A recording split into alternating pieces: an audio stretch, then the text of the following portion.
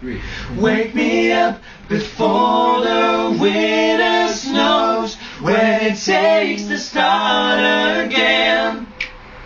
Wake me up until the roses grow, to hold you in my arms and say, as long as I will stay awake, I swear I'll be coming back to you. Hi, we're not the Backstreet Boys, but your music has really been inspiration for us. And we got a question to AJ. So for you, what is the most important thing in making high quality music? Thank you in advance. Alright! Most important thing to me when we're making a record or making any kind of music is to be real. Just to find a place in your heart that you're really singing from the soul and not just singing a song that people tell you to sing. You know, if you're going to sing something, you've got to feel it. Somehow have some kind of bond with it, some kind of attachment to it. So that to me is the most important part when you're singing a song.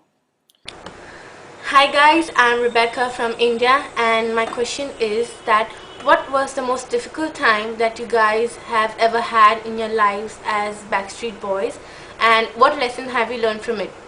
Also, I was at your show in London. Great show guys. I'm looking forward to your next album, and hopefully I can make it to your next concert as well, because it's kind of hard for me. I live too far. And I hope to see you guys someday in India. And thank you for listening to my question, and I hope you answer it.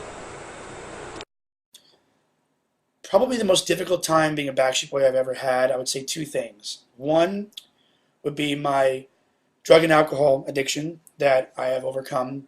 I still struggle with on a daily basis, but I'm doing the best I can. It's one day at a time. It's a lifelong struggle, but it's something that I've learned to live with, and I will continue to hopefully grow from.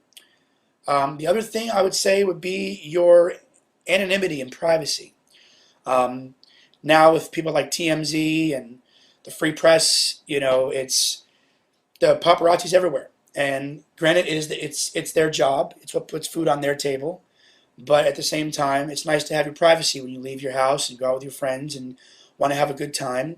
If you do party, you could party and leave the club and not be flashes everywhere and video cameras right in your face. You know, just to have a little bit of me time would be nice. What have I learned from it? I've learned that with a big job like this comes big responsibilities. I'm not trying to quote Spider-Man, but it's true. You do get kind of put up on a pedestal, and people do tend to look up to you. You become kind of a idol in so many words. So you know, we're not perfect. I'm not perfect. We do make mistakes, but we try to at least put out a positive attitude, a positive outlook on life, and a positive role model and a positive image. But again, we're not perfect. We do make mistakes. We bleed the same blood. We put our pant legs on one leg at a time like everybody else. So, you know, we just try to be the best that we can. Hi, this is Sam, and this is Brittany, and we're best friends from Pensacola, Florida, aka Pensacola, Florida, and we are dedicated Backstreet Boys fans. We're not obsessed, because there's a difference. And so we have a question for you.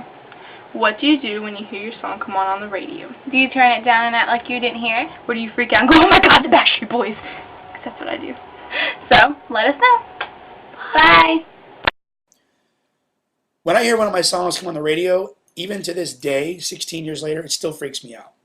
You know, I've almost gotten a couple car wrecks because it's just, I still look at myself as a dorky tool from Palm Beach, Florida, just doing something that I love. But to hear your song on the radio is pretty freaking cool. And I can't even imagine what's going to be like when I hear my own music, like from my solo record, on the radio. Then it's probably going to freak me out even more. So it's a pretty awe-inspiring thing, and we're so blessed and so grateful to have the career that we have. Hey, I'm Jasmine. I'm Ashwini. We're from Sydney, Australia, and first of all, we just want to say congratulations to Howie and Lee on baby Jane. So our question today is, which of the 7 deadly sins are you?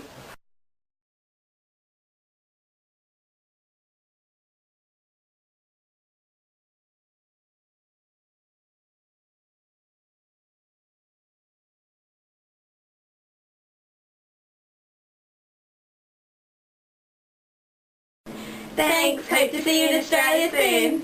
Ooh. Ooh. Which of the 7 deadly sins could I be? I don't know. That's a tough one. I think I've been a little bit of each one at a certain point. But I'd probably say vanity at one point. Just because, you know, when I was in my addiction, I was really all about me. Very selfish. So kind of, I would probably say vanity then. But then I might have went through gluttony for a little bit.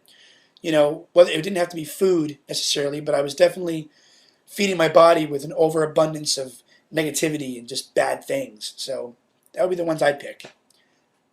I could pull out the movie 7 right now and go through all of them, but yeah, that would take too long.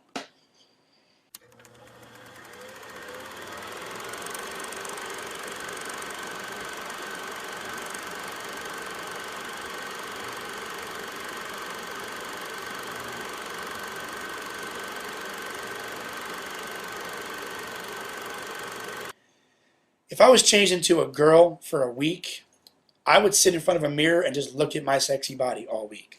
No, I'm kidding. If I was a girl, I would honestly, if I was a girl for a week, I think I would put all my guy friends in check and show them that women are a superior species and that without a woman, I wouldn't be here, my mom. So women, unfortunately, get the raw end of the deal a lot of times. So I would do as much as I can for the female community. And again, I would sit and look at myself and probably play with a boob once in a while. Because I don't have boobs, but if I had them, I would definitely play with them. Bottom line, thank you guys so much for your time. I hope I answered all your questions. And again, this is AJ from the Backstreet Boys, live from my bedroom. Again, we'll see you guys later this year and all of 2010. Be looking out for the new BSB record. Later.